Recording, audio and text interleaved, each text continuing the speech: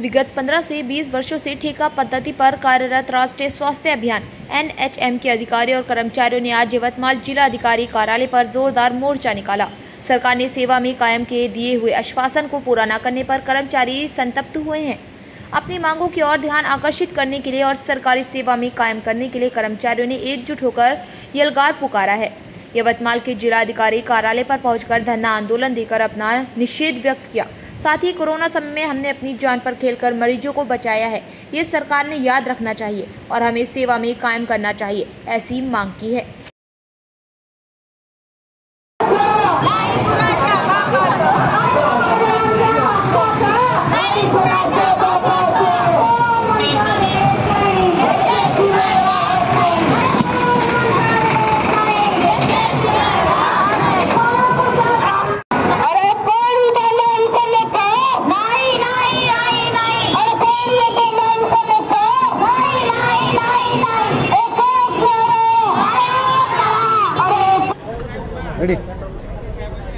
मी सुधीर उजवणे राष्ट्रीय आरोग्य अभियानांतर्गत गेल्या 20 वर्षापासून कार्यरत आहे। शासनाने 14 मार्च 2025 रोजी आमच्या समायोजनाचा जो GR काढलेला आहे त्या GRची अंमलबजावणी ते करत नसल्याने 16 महिने आम्ही त्याची वाट पाहत होतो, परंतु शासन त्याची कुठली दखल घेत नसल्याने आम्ही संपूर्ण महाराष्ट्र राज्यामध्ये जवळपास 35,000 कर्मचारी 19 तारखेपासून कामबंद आंदोलन पुकारलेलं आहे आम्ही। आणि हे कामबंद आंदोलन जोपर्यंत शासन आमच्या मागण्या मान्य करत नाही तोपर्यंत आम्ही मागे घेणार नाही आहोत।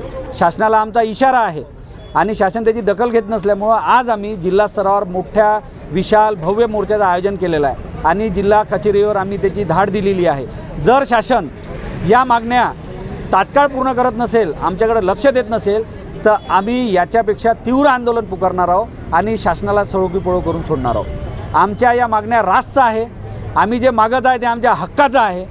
आम्ही काही कोणाच्या हक्काचं मागत नाही आहे, कोणाच्या ताटातलं मागत नाही आहे। तर आमची शासनाला कळकळीची विनंती आहे की आम्ही आमच्या या ज्या मागण्या शासनासमोर वारंवार ठेवत आहोत, शासनानं 14 मार्चचा जो GR आहे तो शब्द दिलेला आहे तो पाळावा, एवढी माफक इच्छा आमची शासनाकडून आहे। पुढची रूपरेषा काय असणार आहे? आम्ही उपोषण सुरू करणार आहोत।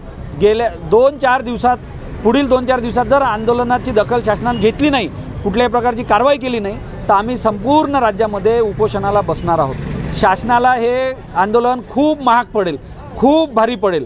अशा शासनाचे उपोषणाचं स्वरूप साखळी स्वरूपाचं राहणार। आम्ही साखळी उपोषण करणार आहोत सुरुवातीला आणि मग आम्ही आमरण उपोषणाला सुद्धा मागे पुढे पाहणार नाही आहोत। आमच्या कर्मचाऱ्याच्या एकदम तीव्र भावना आहे, म्हणजे लोक जीव द्यायला तयार झालेले आंदोलनासाठी, कारण आम्ही आमच्या आयुष्याचे 20 वर्ष देऊन बसलेलो शासनाला आणि शासन त्याची कुठेही दखल घेत नाही आहे। त्यामुळे आमची शासनाला कळकळीची विनंती आहे की आमच्या आंदोलनाची दखल घ्या आणि आमच्या मागण्या तात्काळ मंजूर करा।